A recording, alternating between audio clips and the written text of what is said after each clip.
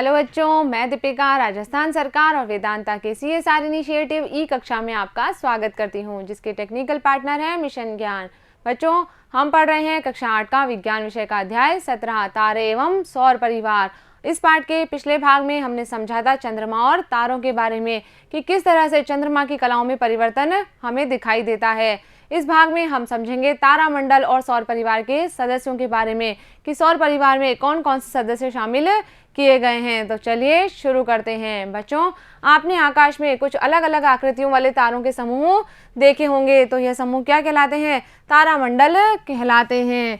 और बच्चों, इस तरह की अलग अलग आकृतियां हमें दिखाई देती है, जैसे कि सप्तऋषि जो है वो भी एक विख्यात तारामंडल है और इसे हम बिग डीपर, ग्रेट बियर अथवा अर्सा मेजर भी कहते हैं। इसके अलग अलग नाम है। इसमें 7 तारों का समूह होता है। तो इस तरह से हमें जो है अलग अलग आकृति के तारों का समूह दिखाई देता है। बच्चों, जो सप्तऋषि है इसके अंदर 7 सुस्पष्ट तारे होते हैं और ये बड़ी कलछी अथवा प्रश्न चिन्ह के जैसा प्रतीत होता है। चित्र में देखिए, इस तरह से क्या दिखाई दे रहा है? हमें कलछी की आकृति का दिखाई दे रहा है और इस कलछी की जो हत्ती है इसमें 3 तारे होते हैं और जो कटोरी है इसमें 4 तारे होते हैं। बच्चों, कलछी क्या होता है? पुराने समय में पानी पीने के लिए एक बर्तन का इस्तेमाल किया जाता था, उसे क्या कहते हैं? कलछी कहते हैं। तो इस तरह से इसमें हमें 7 सुस्पष्ट तारे दिखाई देते हैं। आगे बढ़ते हैं बच्चों। ये जो सप्तऋषि है ये 7 प्रसिद्ध प्राचीन भारतीय संतों या ऋषियों के नामों के साथ में संबंध है, यानी कि इसमें जो तारों के नाम रखे गए हैं वो ऋषि मुनियों पर आधारित रखे गए हैं, जैसे कि बच्चों मरीचि, वशिष्ठ, श्रृंगिरस, अत्रि, ऋतु,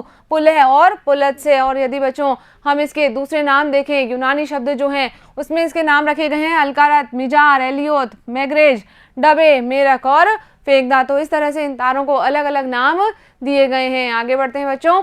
आगे हम बात कर रहे हैं कि सप्तऋषि की सहायता से ध्रुव तारे की स्थिति का निर्धारण हम किस प्रकार से कर सकते हैं। क्या करना है हमें यहाँ पर कि गर्मियों में रात्रि के समय लगभग 9 बजे हमें उस दिन आकाश का निरीक्षण करना है, जब क्या हो? आकाश में चंद्रमा नहीं हो, यानी कि अमावस्या की रात्रि हो। फिर क्या करेंगे? हम आकाश के उत्तरी भाग का प्रेक्षण करके हम सप्तऋषि का पता लगाएंगे। तो इस तरह से जब हमें सप्तऋषि की आकृति वाले तारों का समूह मिल जाएगा तो हम क्या करेंगे?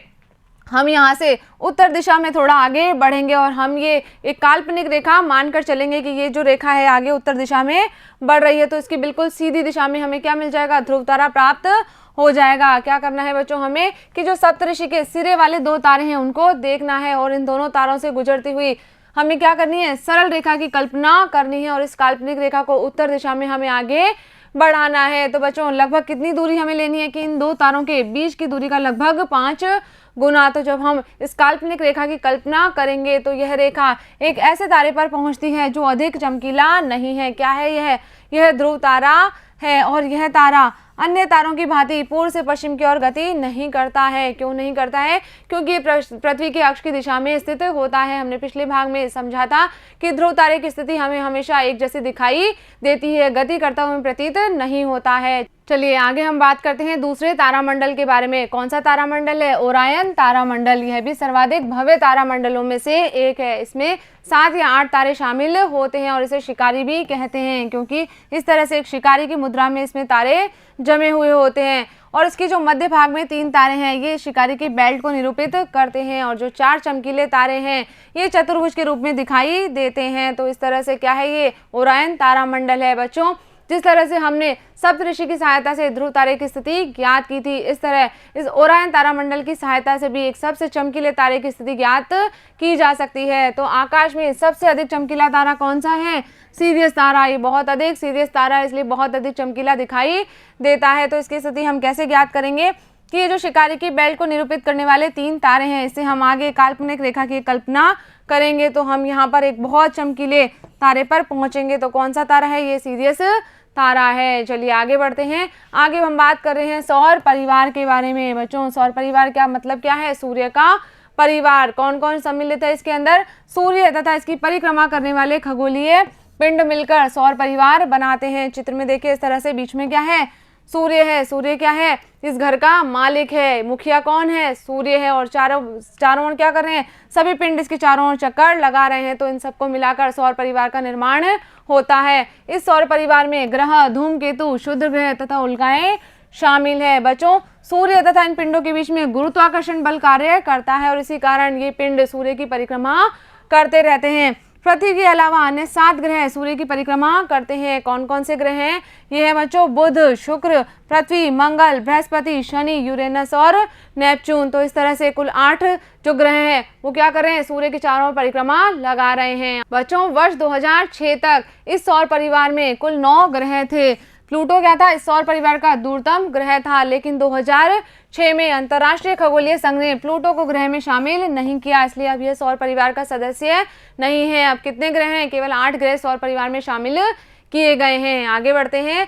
आगे हम बात करते हैं सौर परिवार के सदस्यों के बारे में। तो सबसे पहले हम इसके मुखिया कौन है? सूर्य है, उसके बारे में बात करेंगे। बच्चों सूर्य क्या है? हमसे निकटतम तारा है और यह विशाल मात्रा में ऊष्मा और प्रकाश उत्सर्जित करता है। और पृथ्वी व अन्य ग्रहों पर प्रकाश का सबसे बड़ा स्रोत कौन है? यह सूर्य है। तो इस तरह से हमें जलता हुआ आग के गोले के समान दिखाई देता है। तो पृथ्वी पर और अन्य ग्रहों पर जितनी भी ऊष्मा और प्रकाश पहुंच रही है, किसके द्वारा पहुंच रही है? सूर्य के द्वारा पहुंच रही है। चलिए आगे बात करते हैं। आगे हम समझते हैं ग्रहों के बारे में। तो ग्रह क्या होते हैं? ये तारों की भांति प्रतीत होते हैं, परंतु ग्रहों का स्वयं का कोई प्रकाश नहीं होता है। बच्चों प्रत्येक ग्रह एक निश्चित पथ पर क्या कर रहा है? सूर्य की परिक्रमा करता है और इस पथ को हम क्या कहते हैं? कक्षा कहते हैं। जिस तरह से मान लीजिए ये क्या है? ये सूर्य है और ग्रह क्या कर रहे हैं? एक निश्चित पथ पर इसके चारों ओर परिक्रमा करते हैं। तो ये क्या हो जाएगी? इसकी कक्षा हो जाएगी। और किसी भी ग्रह के द्वारा सूर्य की एक परिक्रमा को पूरा करने में लिया गया समय जो है वो क्या कहलाता है? उस ग्रह का परिक्रमण काल कहलाता है। तो सभी ग्रहों का परिक्रमण काल अलग अलग होता है। बच्चों ग्रहों की सूर्य से दूरी बढ़ने के साथ साथ इस परिक्रमण काल में भी वृद्धि हो जाती है। क्यों होती है? क्योंकि जैसे जैसे ग्रह सूर्य से दूर होता जाएगा तो इस कक्षा का जो आकार है वो बढ़ता जाएगा और कक्षा का आकार बढ़ जाएगा, तो एक चक्कर को पूरा करने में लगने वाला समय भी बढ़ जाएगा। तो इस तरह परिक्रमण काल में वृद्धि हो जाती है। बच्चों जो ग्रह होते हैं ये सूर्य की परिक्रमा करने के साथ साथ अपने अक्ष पर भी घूर्णन गति करते हैं। चित्र में देखिए इस तरह से, जैसे कोई लट्टू क्या कर रहा है? अपने अक्ष पर गोल गोल घूर्णन कर रहा है। तो इस तरह से ग्रह क्या कर रहे हैं? सूर्य के चारों ओर तो चक्कर लगाते हैं और अपने अक्ष पर भी गति करते हैं। तो यह गति कौन सी गति कहलाती है? घूर्णन गति कहलाती है। और किसी ग्रह के द्वारा एक घूर्णन पूरा करने में लिया गया समय जो है वो क्या कहलाता है? घूर्णन काल कहलाता है। यानी कि ग्रह भी क्या कर रहे हैं? अपने अक्ष पर चक्कर लगा रहे हैं और एक चक्कर पूरा करने में लिया गया समय क्या कहलाएगा? घूर्णन काल कहलाएगा। चलिए आगे समझते हैं हम उपग्रह के बारे में। उपग्रह क्या करते हैं? ये ग्रहों की परिक्रमा करते हैं। तो ऐसे खगोलीय पिंड क्या कहलाते हैं? उपग्रह कहलाते हैं। तो बच्चों पृथ्वी का उपग्रह कौन है?